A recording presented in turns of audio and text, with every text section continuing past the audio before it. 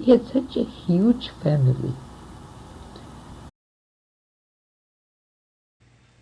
This is a bare bones version of the family tree, showing Terry Ray, whose married last name is Lynch, as the hinge point between the Polish generations above her and the American generations below. To keep it simple, this tree doesn't show the siblings among the older generations, of which there were a lot, or their step-parents or step-siblings, of which there are some.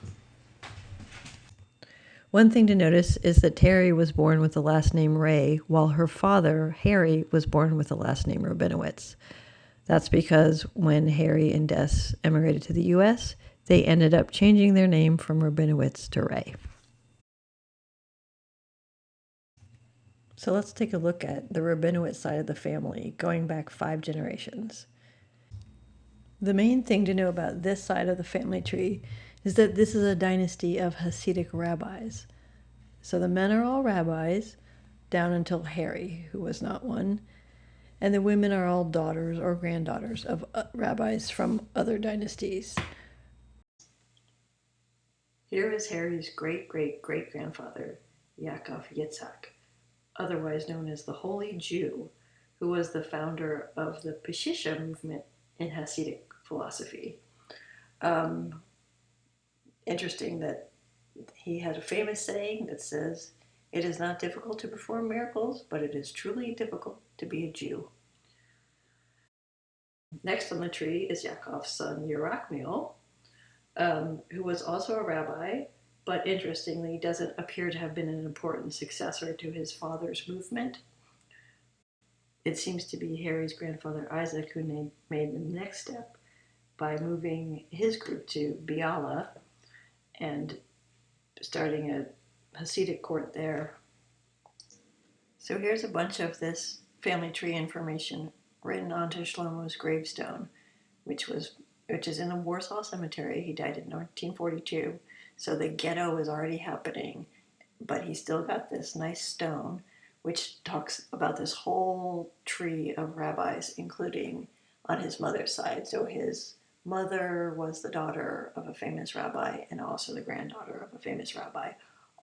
Amazingly, this dynasty still exists with rabbis in Brooklyn and in Israel, and these rabbis are the descendants of Shlomo's brothers, so they would be Harry's nephews and great-nephews and great-great-nephews. On the other side of the tree is Des's family. It's probably not correct to call them secular, but they are not rabbis. Interestingly, Mordecai Passenstein's gravestone mentions that he is a descendant of another Hasidic rabbi, this one Shmelki of Nikolsburg, but nobody else ever seems to put that on their gravestones. The Passensteins that we know about were merchants and traders and clerks, and the Milsteins were in the logging business. So what we know about Eliezer Milstein was that he was a logger. He lived on the Vistula River. He used to get up at dawn, have a schnapps, and then get to work. Okay, so that's the bare bones family tree. Now, here's Des explaining why the rest of the tree is important. When you are brought up in a city, 2 generations, and on the average, the family consists of 7, 8 children. You don't have to go past your first cousins. And they marry and they have children. Right? And then you pick enough friends among the cousins with whom you want to be close.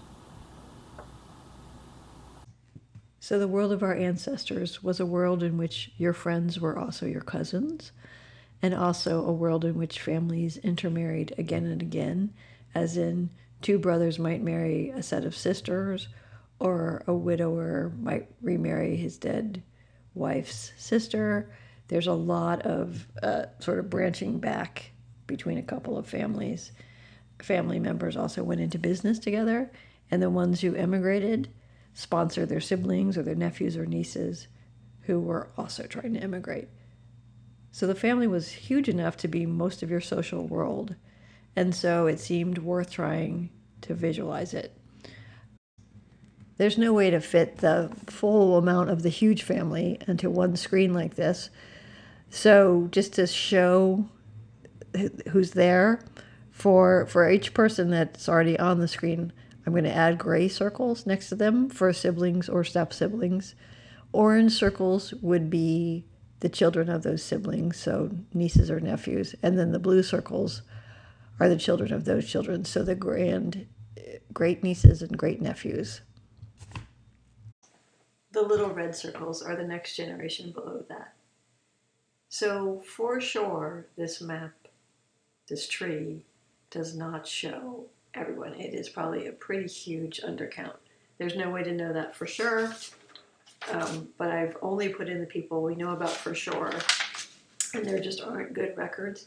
And the one little suggestive thing I have is, remember Eliezer Milstein, the logging guy with the schnapps?